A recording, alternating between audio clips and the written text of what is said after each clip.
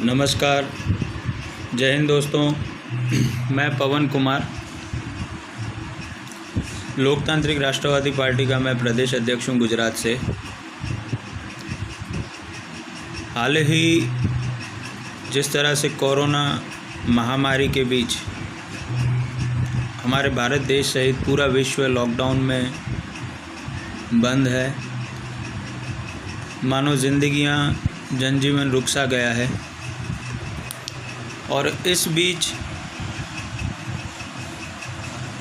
पिछले 1.5-2 महीने से लगातार ये देख रहा हूँ कि देश के अंदर जो मूल रूप से गरीब मज़दूर और जो किसान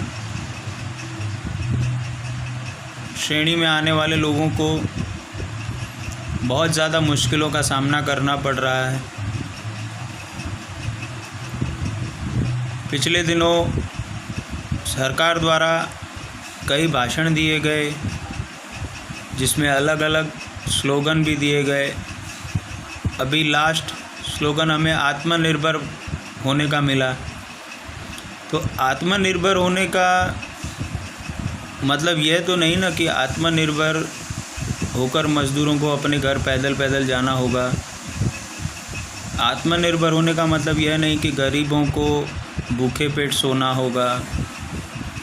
आत्मनिर्भर होने का मतलब यह नहीं कि किसानों की फसलें कोई नहीं खरीदेगा और किसानों की कोई नहीं सुनेगा। मैं मानता हूँ देश बहुत ही दिक्कत में है, मगर जिस तरह से देश के अंदर जो माहौल आज की डेट में बना हुआ है वो काफ़ी दर्दनीय है।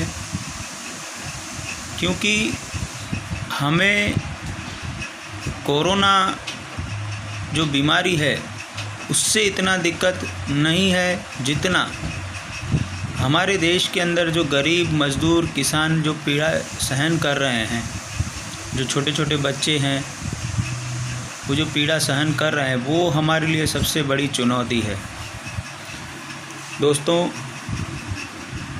पिछले दिनों श्रमिकों को जिस तरह से घर भेजने की बातें हुई और सरकार इन्हें कह रही है कि आप धैर्य बनाए रखिए। 2-3 महीने से अगर कोई व्यक्ति अपने परिवार सहित भूख सहन कर रहा हो तो वो धैर्य कैसे बनाएगा, पहले तो मुझे ये समझना होगा। दूसरी बात ये है कि दोस्तों, मज़दूर जो है वो भारत की नींव बनाते हैं।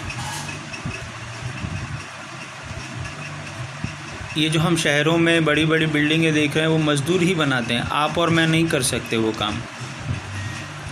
तो जो भारत निर्माता हैं, ये भारत निर्माता कहना चाहूँगा क्योंकि वो निर्माण करते हैं भारत का। जो भारत निर्माता है उनकी यह दशा प्रत्येक भारतीय के लिए शर्मनाक है।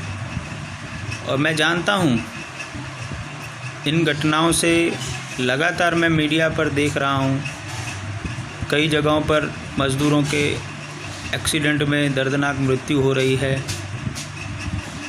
कई किस्सों में ये पाया जा रहा है कि वो ओवरलोडिंग ट्रकों में बैठ कर अपने घर को जा रहे हैं। पिछले दिनों मुझे भी कुछ मज़दूरों द्वारा मदद मांगी गई, पर मैंने उन्हें हाथ जोड़कर जो मुझसे मदद हुई मैंने की। परंतु मेरी एक विशेष सभी मज़दूर भाइयों बहनों से अपील है, मेरी हाथ जोड़कर आपसे विनती है कि मेहरबानी करके आप पैदल जाने का कष्ट ना कीजिए।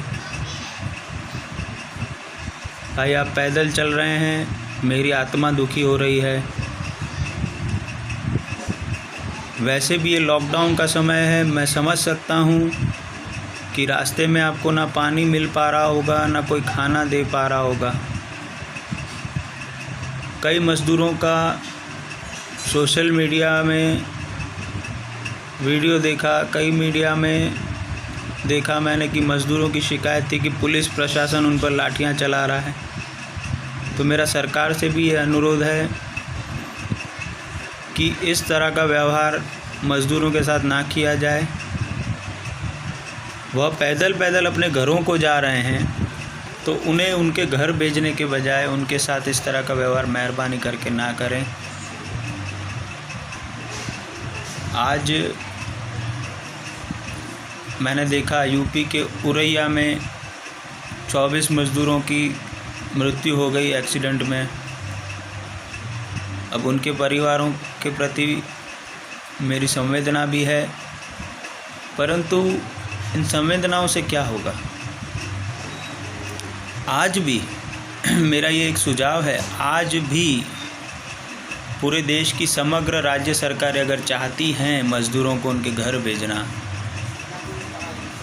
तो मैं ये समझता हूँ कि हर राज्य का एक ट्रांसपोर्ट विभाग होता है जिसमें सरकारी बसों में नागरिक मुसाफरी करते हैं। वो बसें बंद पड़ी हुई हैं, उन बसों का कोई उपयोग नहीं हो रहा है और मेरे ख्याल से सरकार उन्हें तनख्वाह भी दे रही है। तो दोस्तों, जब इतना बड़ा खर्चा भी हो रहा है तो उन्हें भेजने में क्या दिक्कत आ रही है? क्या कोई राज्य सरकारें आपस में तालमेल बिठाकर इन बातों का ध्यान नहीं दे सकती कि राजस्थान वाले मज़दूर को किस तरह से यूपी या एमपी पहुंचाया जाए, या गुजरात वाले मज़दूर को किस तरह से यूपी या एमपी, राजस्थान जहां भी वो रहते हैं वहां पहुंचाया जाए, निःशुल्क पहुंचाया जाए? क्या ये पॉसिबल नहीं है? पॉसिबल है, पर दोस्तों इसमें एक और भी बातें हैं कि सरकार को ये आयोजन करने चाहिए मगर वो नहीं हो पाते हैं। और बड़े दुख के साथ कहना पड़ रहा है कि अगर यही आयोजन किसी विदेश से आए हुए मेहमान के लिए करना हो या किसी सरकारी प्रोग्राम के लिए करना हो, जो आप लोग अक्सर देखते हैं, तो उसमें 100% नहीं कह सकते, उसको 100 से 110% उस प्रोग्राम को मतलब सक्सेस करना, उसे सफल बनाने के प्रयास किए जाते हैं। और वो सारा जो होता है तामझाम वो आपके और मेरे पैसे से ही होता है, टैक्स का जो हम पैसा करते हैं। पर आज हम लोग, हमारे मज़दूर भाई, काफ़ी पीड़ा होती है दोस्तों। देख रहा हूँ बच्चे चल चल के जा रहे हैं पैदल। हम कहते हैं यह कल का भविष्य है। सरकार ने घोषणाएं कर दी, जो भी किया, चलिए वो एक जगह पे अच्छा मान सकते हैं, मगर आज के लिए क्या? आज की दिक्कत के लिए उनका कौन है? आज के लिए क्या होगा? यह दिक्कतें उनकी कैसे हल होंगी? मैं किसी भी राजनीतिक टिप्पणी में नहीं पढ़ना चाहता।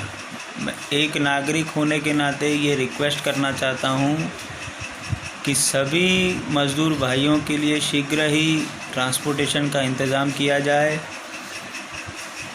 वो जहाँ पर भी हैं, वो पैदल जा रहे हैं, उन्हें मेहरबानी करके लाठी से न मारा जाए।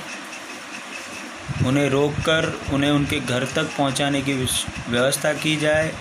उन्हें खाना पानी जो भी है वो उन्हें दिया जाए, ऐसा मेरा अनुरोध है। और ये सरकार ही कर सकती है, इसके बीच सच्चाई यही है। आम संस्थाएं,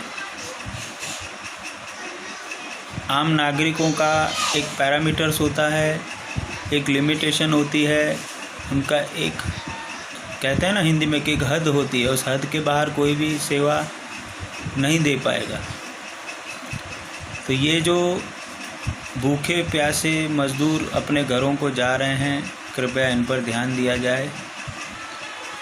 ये हमारे भारत निर्माता हैं। भारत निर्माताओं का दुख पूरा देश नहीं देख पा रहा है। बस यही मेरी आवाज़ थी। आज ये मेरे अंदर एक दर्द था जो मैं आपके सामने प्रकट करने के लिए आया था। आशा करता हूँ आप सब खुश होंगे, स्वस्थ रहें और अपने घरों में रहें। और मज़दूर भाइयों से मैं फिर अपील करूँगा कि भाइयों, कोई भी ऐसी जोखिम भरी सवारी में ना जाएं, ट्रकों के ऊपर बैठकर ना जाएं, पैदल अपने घरों को ना जाएं। आपने कुछ दिन आपने बहुत कष्ट झेले हैं, थोड़े और कष्ट झेलें। पर मेरी ये नम्र अपील है और मेरी पार्टी की ओर से, लोकतांत्रिक राष्ट्रवादी पार्टी की ओर से आपसे अपील है कि आप जहाँ हैं वहीं रहें। इन हादसों को देखकर आत्मा बहुत दुखी हो रही है। कृपया अपने अपने स्थान पर ही रहें। सरकार से भी हम रिक्वेस्ट करते हैं, अनुरोध करते हैं कि इनके लिए शीघ्र ही बसों का भी आयोजन किया जाए ताकि यह मज़दूर अपने अपने घरों तक सुखद पहुंच सकें। जय हिंद, जय भारत, जय जवान, जय किसान।